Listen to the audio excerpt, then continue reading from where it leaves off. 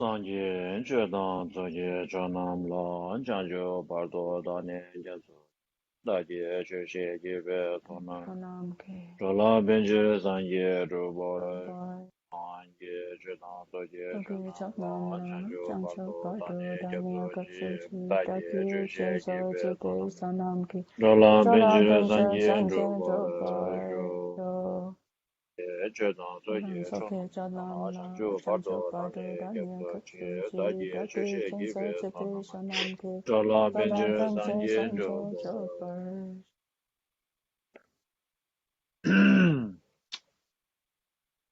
Mandala, please.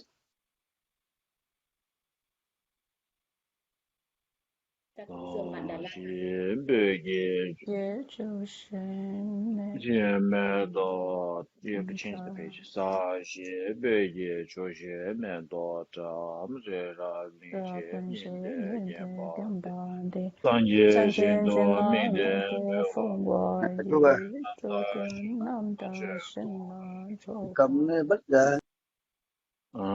Hello, good morning, everyone. Greetings. Excuse me.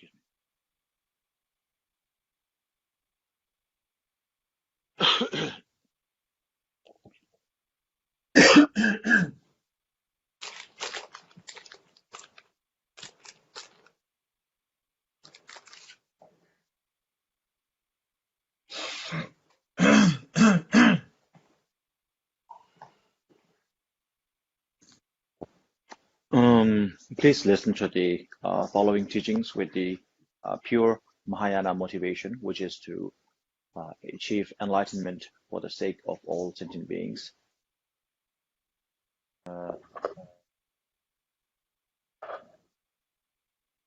Huang, you need to mute, I think.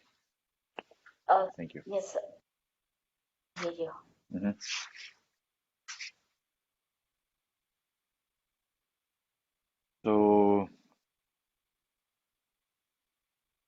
So I will just do a very short, brief introduction. So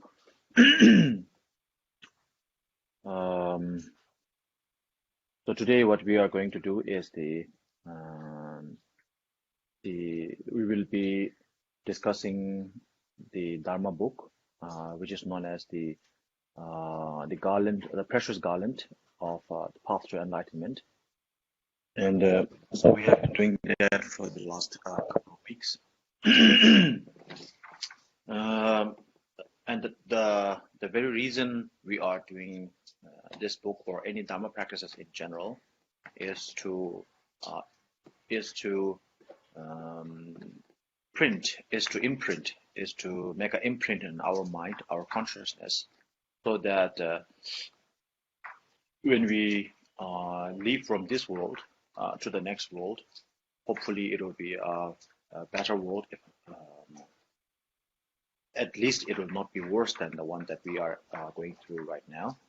Even though we will still be in samsara, it's quite unlikely that we will be able to come out of samsara in this very lifetime, unless, of course, we strive really hard.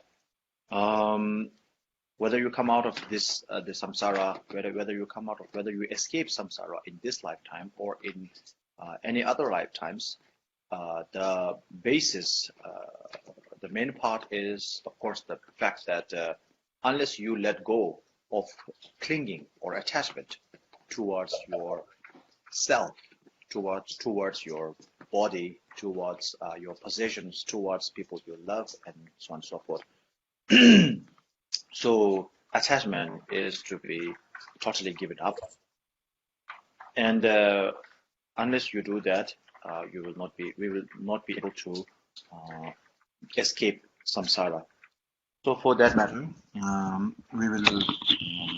this will be our goal, not just during this teaching, but our whole life. Try to give up things little by little. First, start by the things that you can, start by the small things that you can give up. and then gradually jump to things that you can. It is very hard. Some things may be very hard for you to give up right now, but as you practice, your practices progress gradually, you will be able to give up. So that will be that should be the motivation for doing any Dharma practices. As long as you are attached to this life, to this form, this body, and everything around, all the things, all the appearances, all the things that we keep seeing, then we will be stuck in samsara. As long as we are not able to let go of our attachment, our clinging towards the self, then we will be stuck here. So therefore, the book that we will be reading through, which is the Precious Garland by Gampopa, is a guide, one of the many guides, one of the many guidebooks that will lead us out of samsara, that will help us to let go of our clinging to the self. Oh yeah, thank you. So before we begin, like last week, we will have a question and answer at the end of the teaching. So if you have any questions, you can just post it through the messages, send a message there, or ask the questions. So I will try to answer. Okay.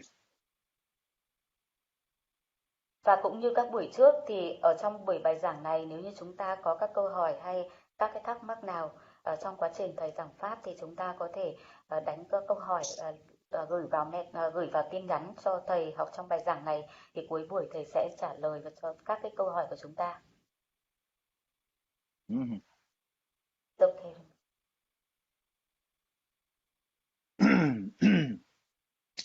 So last week we have been covering the 10 things to give up, and of that we have covered half of them. The 5 of the 10 things that we have covered 5 of them already. Now we will start from the 6th, which is that is to give up food and conduct. Give up food and conduct which are harmful both mentally and physically. So that is to give up food and behaviors or activities that is harmful to your, that is not conducive to your practices, to your well-being, and so on and so forth. For example, if you have a very if you have a heavy meal, then you will have difficulty during your meditation, not be able to focus well. If you have too much liquid, then during the practices you will need to go to the toilet a number of times, and so on and so forth. And also one has to limit the non-vegetarian dishes. So there is no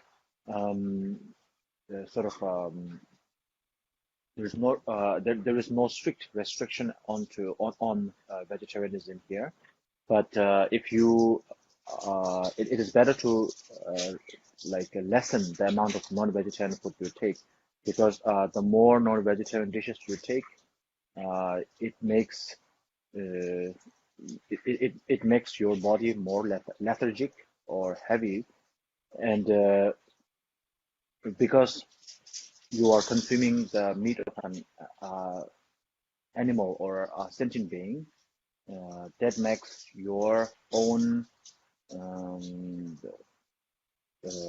contemplation and meditation much more difficult.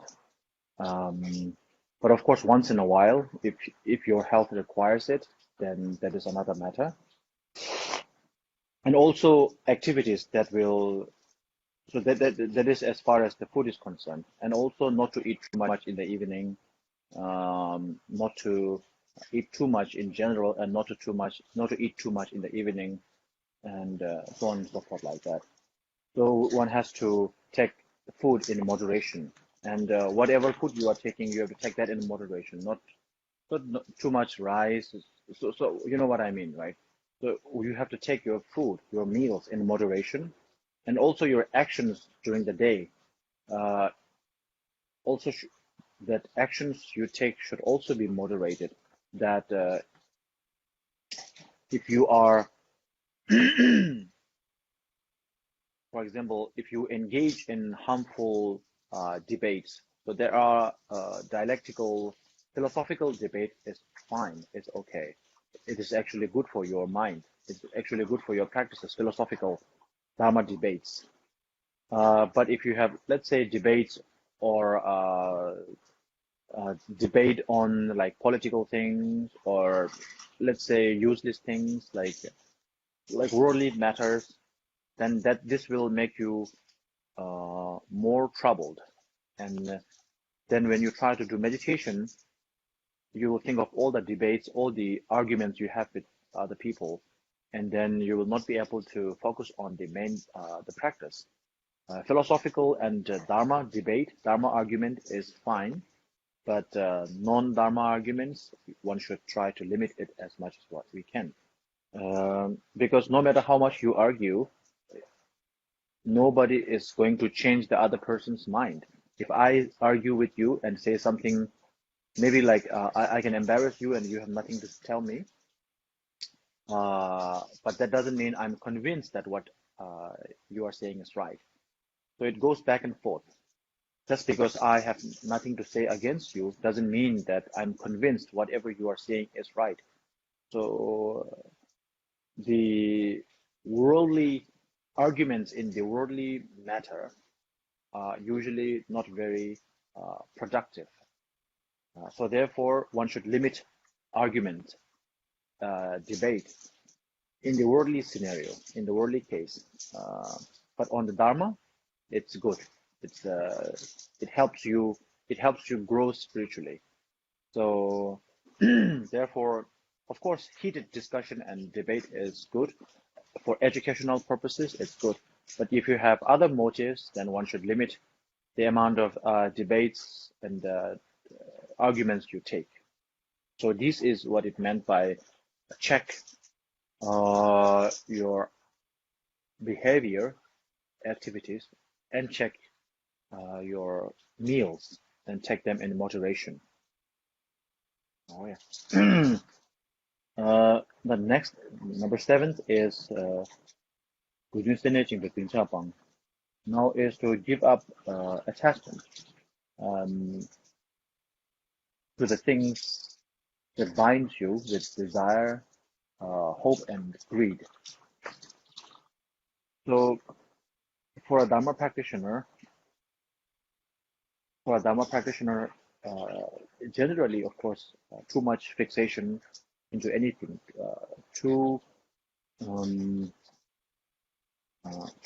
being too much passionate about anything is not good.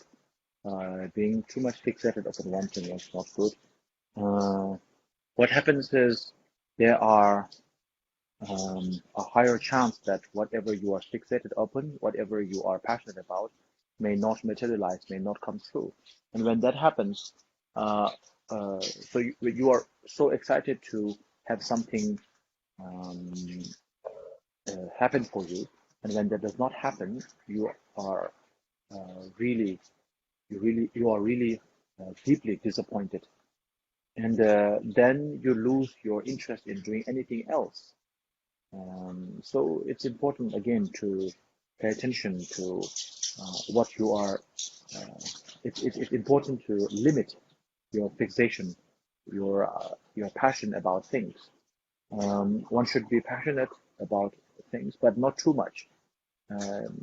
Like if this is the only thing that matters to you in the entire universe, if you do like that, if you have only one thing, if there is only one thing that is going to make you happy or make you feel good in the whole universe, a number of times when we want something really from the bottom of our heart, we say, oh, like this is the only thing I want, of all things in the universe, I want this to happen. So if you do that, if you have only one thing in the whole universe to hope for, to be passionate about, to be happy about, then when that thing which you are fixated upon fails to materialize, when that thing, the thing that you are attached towards, the things that you are passionate about, maybe it's your the dream job, maybe it's someone you love, or some car that you wanted, a house that you wanted to buy, or anything like that. So all those materialistic goals are impermanent, and it's uncertain whether they will materialize as you wish them to be. And even after materializing, it is not certain whether they will stay the same or not. And when they start to uh, lose its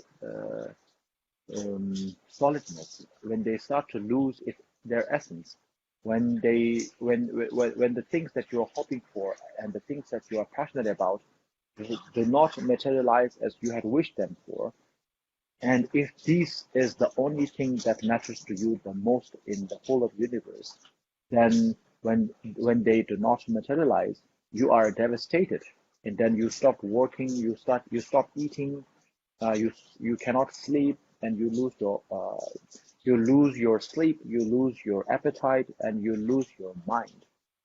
So therefore, this is in general scenario, and especially for a Dharma practitioner, if you are attached to something, if you are attached to someone, if you have a strong attachment towards something or someone, then it will be very difficult for you to practice a Dharma, because then that will be the only thing that keeps popping up in your mind instead of your practices. So therefore, it is important to let go slowly, starting with the small things that you can let go of, and gradually going to the most difficult one.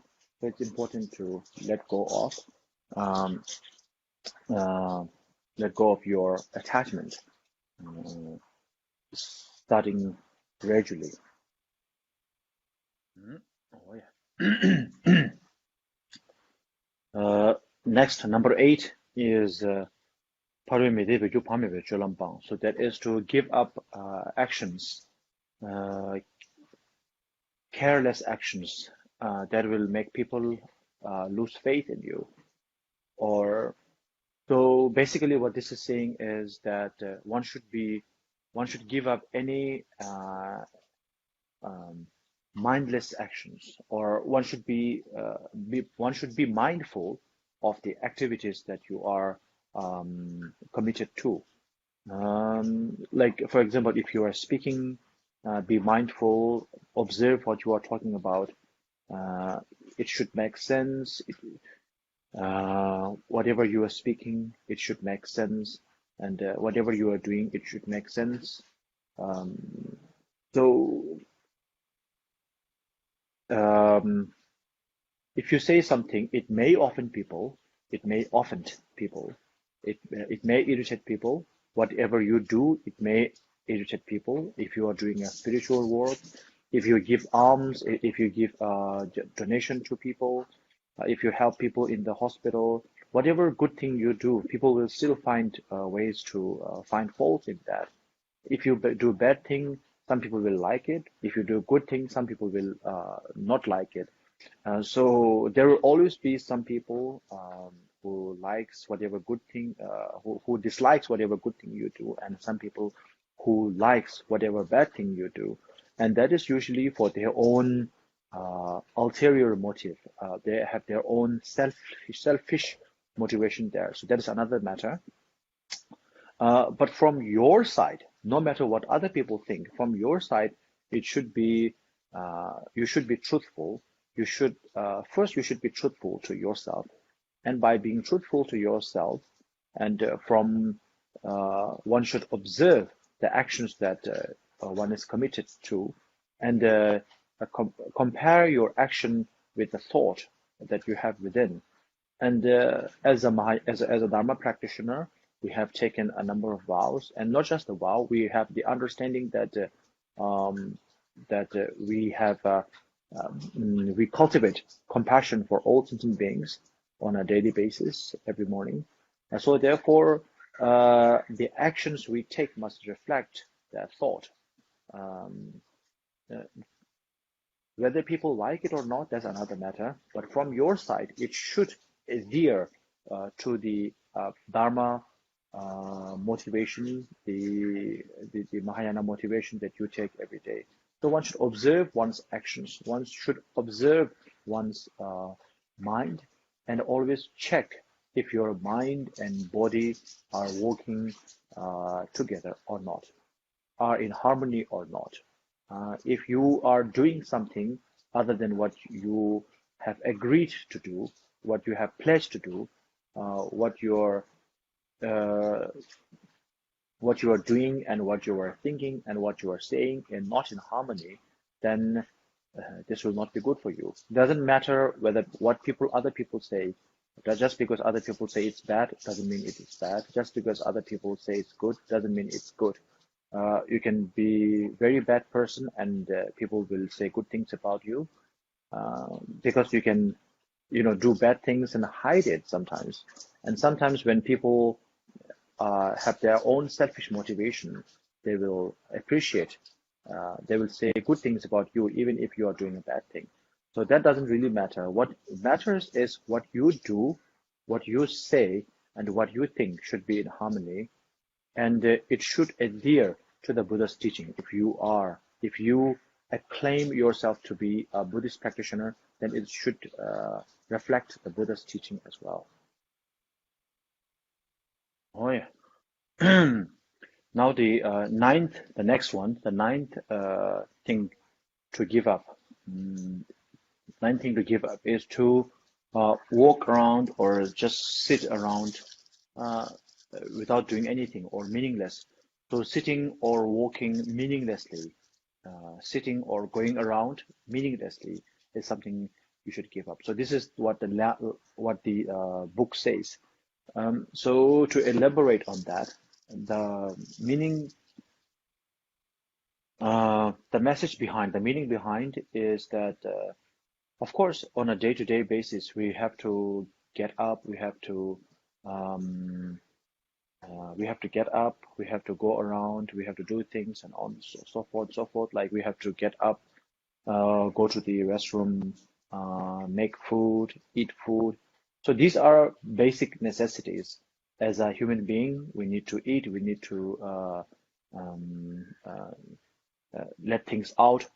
So these are basic necessities. And sometimes when you sit too long in the house, you feel depressed and you want to go out. So that is also fine. If you sit too much in your room, then you have to go out. That's okay, also fine. And also, people, we have to work. We have to go to our office. We have to go to the market. We have to do a lot of things. So there's a lot of necessary things we have to do.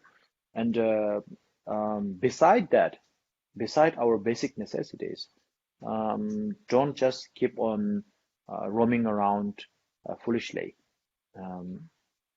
So nowadays people are really busy. In today's time, people are really busy. They, have work, have things to do, and so on and so forth.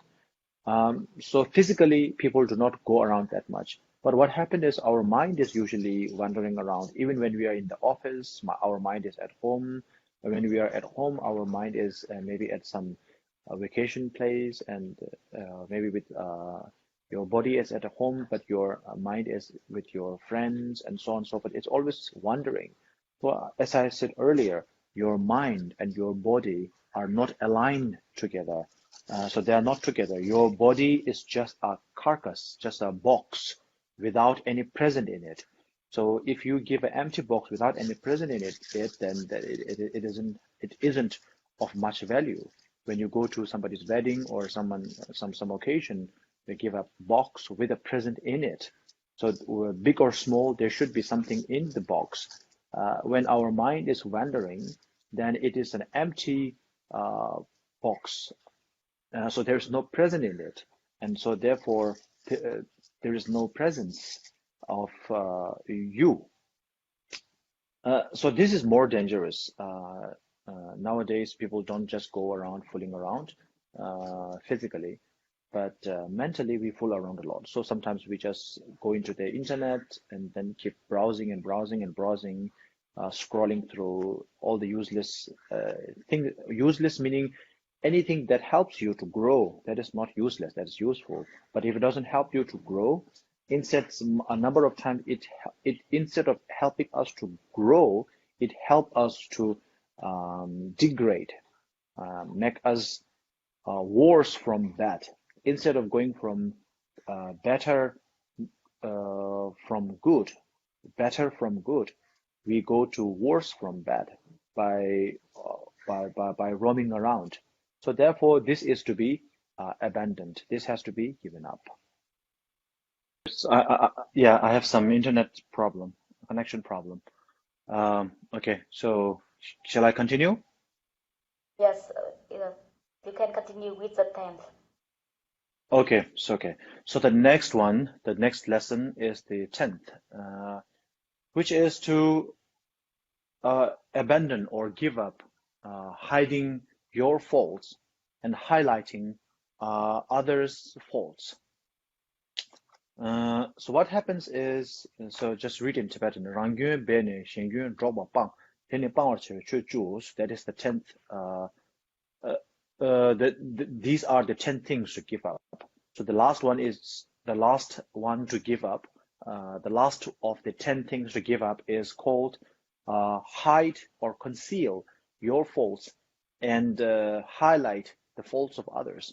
So this is not good. This is not productive in general, right? In our day-to-day life too. If there is somebody who always talks bad things about other people, then people will gradually find out about it. They will know that you always talk behind other people. So you are always gossiping. And we do gossip sometimes, or we all gossip sometimes. But if you keep gossiping all the time, then people will find out about it. And I mean, gossiping sometimes is also not recommended. But if you keep gossiping all the time, then people will find you very irritating, and nobody will like you, nobody will trust you. Even if you are gossiping about somebody else with me, it doesn't mean that you are confiding in me, you trust me. It is just because that has been your behavior, that has been your habit.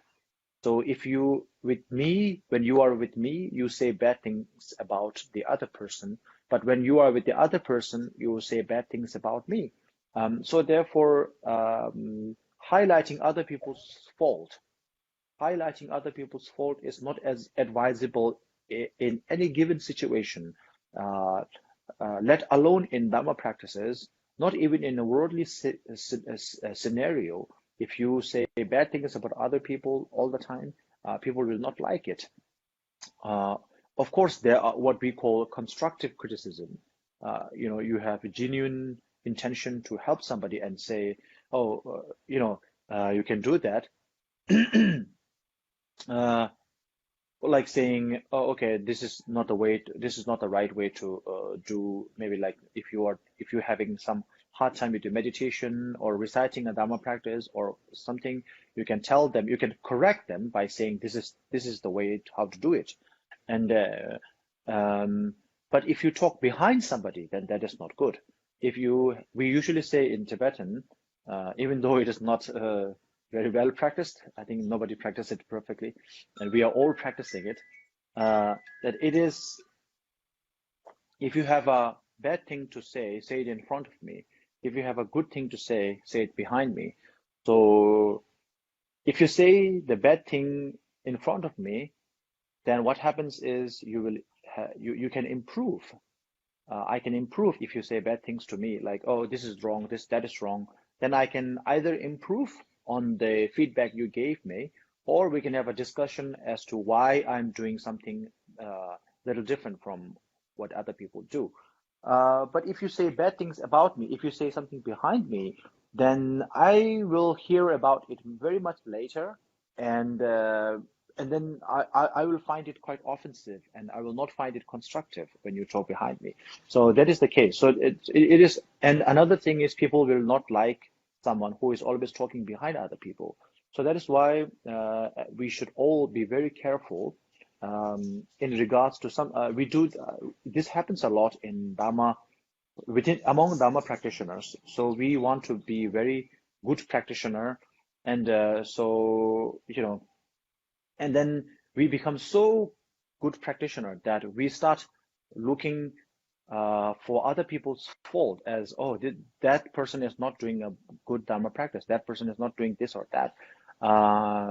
By commenting upon other people's good or bad Dharma activities, your practices will not become better. So what we should do is you should focus on your own practices. Buddha said, subdue your mind. Buddha didn't say subdue other people's mind. That comes later. And Lama Tsongkhapa said also very clearly, for those who wish to subdue others, for those who wish to calm other people, calming yourself, subduing your mind is of the primary importance. So in simple words, if you want to judge others, if you want to comment about other people's practices, other people's activities, then you should start by looking introspection, looking within yourself, and check if you are stainlessly clean, if you are doing everything perfectly, nothing is wrong with you at all. Everything the Buddha said, all the vows that you have taken, are you breaking not even one of them? Everything you are doing is in alignment with the practices that you have promised to keep. If you are stainlessly clean like the Buddha, then just like the Buddha, you can make comments about other people's activities, and then you can say this and that. If you find one fault within yourself, then you should not comment on other people's fault, because the fault that you see in other person, you may not have the same fault. Let's say you are doing like 100 rounds of Om Mani Padme Hum, and the other person is not doing that. So there is a difference, right? You are doing something. You might say, okay, this person is not doing well, but then that person, even though that person is not doing 100 rounds of Om Mani Padme Hum, that person may be doing 100 rounds of Om Tare Tu Tare Ture Soha, or maybe some other mantra or some other practices. So we don't know that yet. We just judge them for not doing what you are doing. So just like you are not doing everything that they are doing, they may not be doing everything you are doing. And just like you not doing what they are doing, if you do not do the things that they do, it doesn't make you a bad person. Similarly, if the other person doesn't do something what you are doing, that also doesn't make that person a bad person. So this is very important to keep in our mind. And so we should give up speaking bad things about other people, concealing your own faults, and revealing other people's fault. That is to be abandoned. Give that up. Oh. So this sums up the 10 things to give up, and so the last one is very important. So there are when you have nothing better to do, even though of course we do mantra recitation at any given moment, but especially when you have nothing else to do, you should keep doing the mantras. Like when you are with your friends, or when you have like spiritual gathering, religious gathering, just keep doing the mantras. Don't speak to each other that much, because when you start talking, then you always you start gossiping and talk bad things about other people.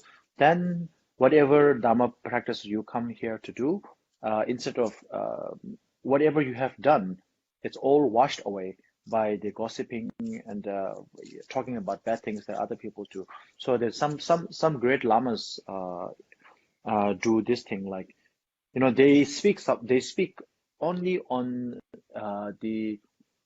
only on vital matters, important matters, like if they want a food, or if they want to give some Dharma instruction or something like that, then they talk. At other moment, they never talk. They always recite some mantra or Mani Padme Hum Om Tada Tuta Tuta Swa, like that. One very good example is from the many of you might have heard from this same lineage as this the Kagyuba. His name is so he's always reciting the Om Tada Tuta Tuta Swaha. And so you find him always reciting the mantra. So if he utters a word, it's either for the Dharma practices or maybe some like vital things. Other than that, he's never doing any idle talk. He's always reciting the mantra. So this is something that we can all learn from, and we should put into practice as well. So stop doing any idle talk. Maybe there's no questions today. Okay. If there is no question, I will just continue with the teaching and just finish. Okay, I will continue with the teaching then. Thank you, Rinpoche. Nếu như không có câu hỏi thì cô sẽ tiếp tục bài giảng. Okay.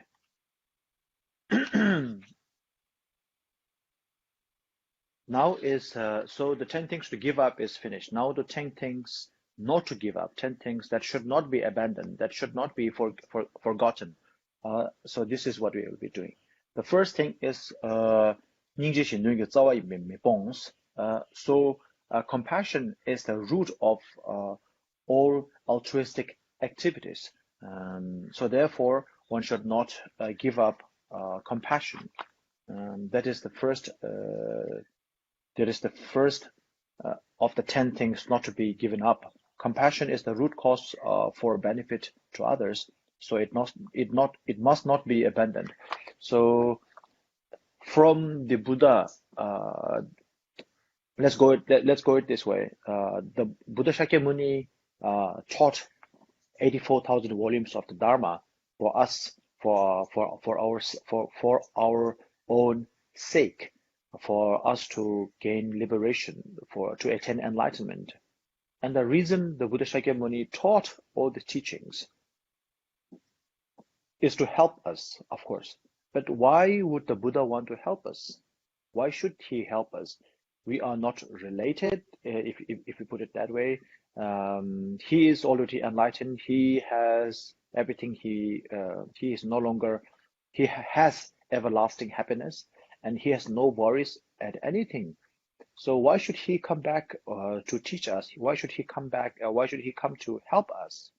The only reason, the only valid reason why Buddha came back for us is the fact that he has compassion for us. He has love for us, and he cares for us, and that is motivated by the compassion that he has within himself.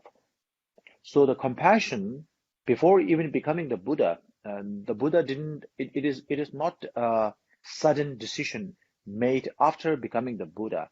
Even he became the Buddha. Even he became a Bodhisattva. Even before he became Buddha was motivated. So a long time ago, the Buddha was motivated to help sentient beings. He had seen his own suffering, his own misery, and didn't like it. And then he sees his family suffering, his loved ones suffering, and didn't like it. And then he concluded that just like I don't like suffering, just like I don't like my loved ones to be suffering, just like I don't like my family and friends to be suffering, I think it is same for my enemies as well. It is the same thing for people who I do not know, stranger to me, people who are stranger to me. They also have the same desire as I do, as we do.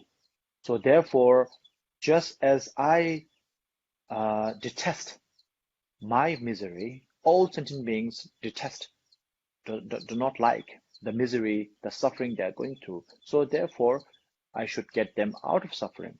But in order to get them out of suffering, first I should get myself out of suffering. If you are in a quicksand, then you cannot help the other person up. You have to get yourself out of the quicksand first, from the mud, and then you can throw a rope or a stick and then pull the other person out. So that's why even before he became a Buddha, even before he became a Bodhisattva, even before he became a Buddhist, he is motivated. The Buddha is motivated by compassion. So therefore, without compassion, we will not move. We will not extend our hand to help others. So therefore, compassion is vital. Compassion is the most important asset for a practitioner. Oh yeah. So the next is, so this may be, this can be a little bit from this onwards, they are a little bit related to Vajrayana practices. So we will need to go a little bit deeper into this. So the second one is one should not give up appearances because they are the reflections of the mind. So the English reads, appearance of various aspects are the radiance of the mind, so it must not be abandoned. So what it means here is usually the things that appear to us, the things that appear to us are the things that are outside. The outside things appear to us, and so we describe them, we judge them, and so on and so forth. But all the things that appear to us, which seems to be outside, externally, outside there, are actually projection of your own mind. If you look carefully, what you call I see this and I see that, the things that you see are the only things that are within the purview, P-U-R-V-I-E-W, purview. The things that you see are all the things that you see are the only things that are within the purview of your vision. So it may be within the purview of your vision to your naked eye, or maybe through some tools like the internet, or maybe some binoculars or telescope and something. But they are, what you see are the things that you see are the only ones that is within the purview of your vision. The same goes for what you hear. You hear only the things that is within the purview of your earshot. It can be through your naked ear, or maybe through some hearing aid, like I can hear from Vietnam and America. Through the tools that I'm using, my ears can hear maybe just a few, at the most, my ear can hear something happening within a few kilometers. That's it. But with tools, it can extend. With tools, with mechanical tools, it can extend the purview of my vision, the purview of my earshot, and so on and so forth. So what we see, what we hear, as well as what we comprehend, are only the things that is within the purview of our own limited purview. When something is beyond that, when something is beyond the purview of our vision, when something is beyond the purview of our earshot and our comprehension, then we fail to see them. We don't see them. So what is happening behind me? I don't see them.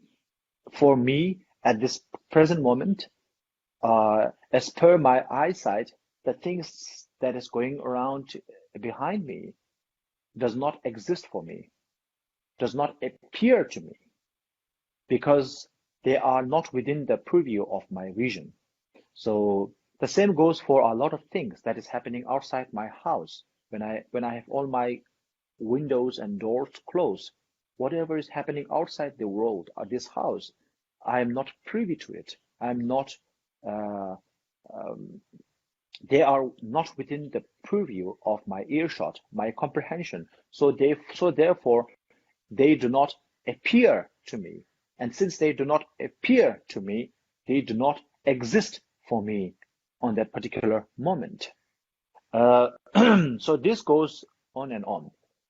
So therefore, it's the appearances, the so-called things that you see, are only the things that is within the purview of your comprehension. And the things that is beyond your comprehension is not existence, not existing for you per se. So therefore, in order to deal with the world, in order to do Dharma practice, we need to deal with the world.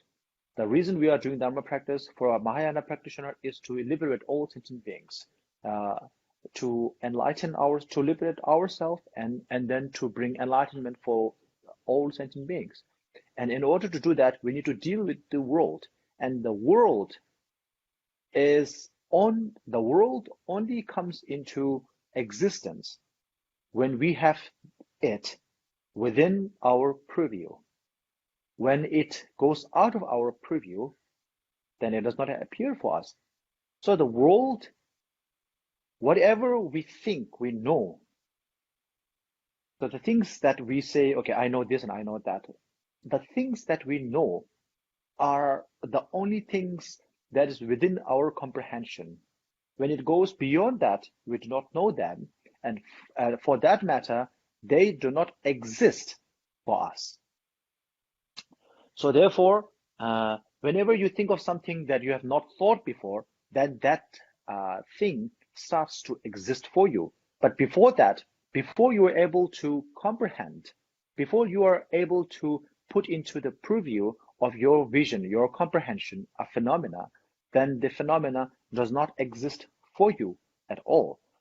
So therefore, in order to help sentient beings, you need to deal with the world. In order to deal with the world, you need to have those appearances, those experiences. Experiences come when your internal interacts with the external. And for the internal, for the things within to interact with things outside world, you need to comprehend them. You need to be able to comprehend them. You need to put them into the purview of your vision, of your earshot, of your comprehension. And so therefore, one should not give up the appearances, even though the appearance may be illusionary.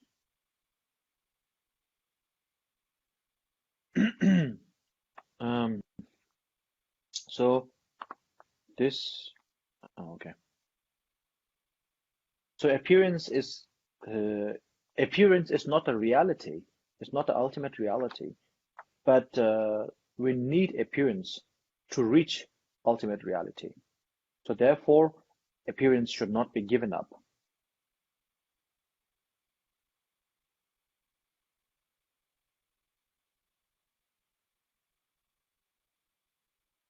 We need appearance to reach our ultimate reality. So therefore, even though appearance is not true, we need appearance to get to the ultimate reality. So therefore, we should not give up appearances. Appearance is an illusion, but just because it is an illusion, we should not give it up, because this is an illusion through which we can get to the ultimate truth. Okay. So the important thing is you should not see that as a reality. If you see the illusion as reality, that is the problem. If you are able to see illusion as an illusion, then you have no problem. You get to see the reality much faster.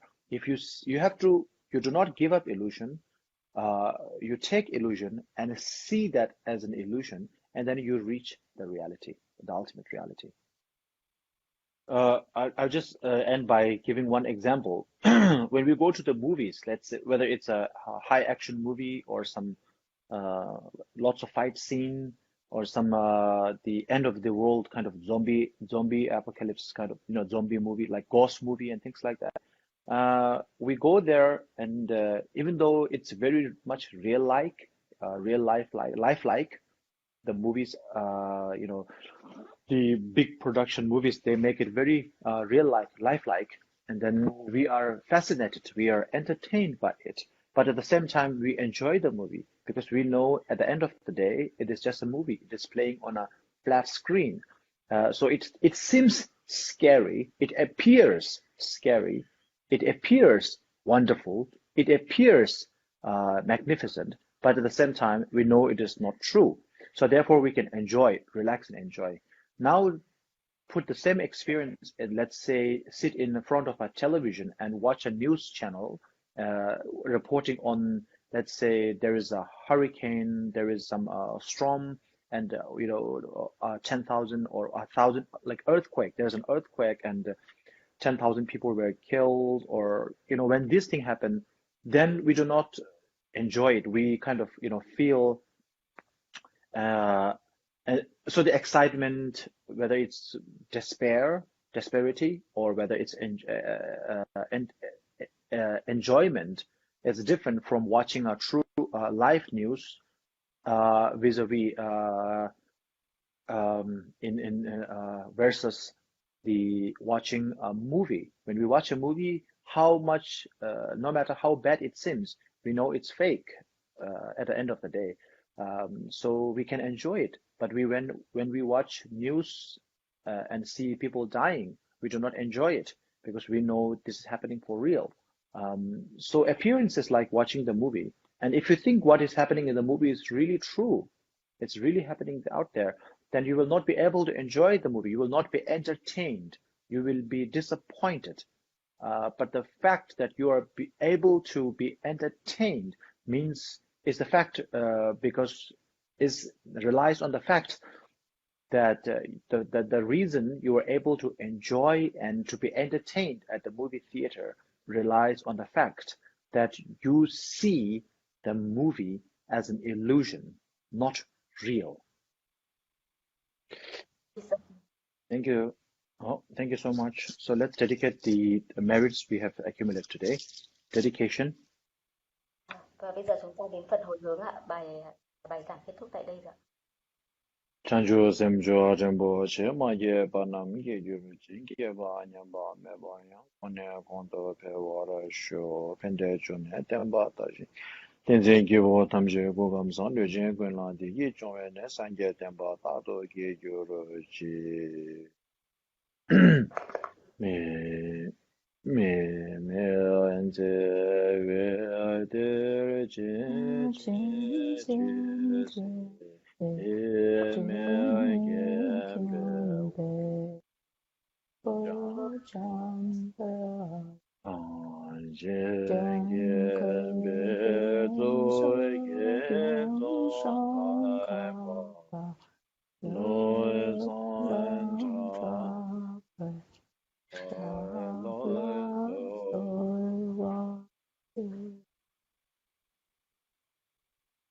Thank you.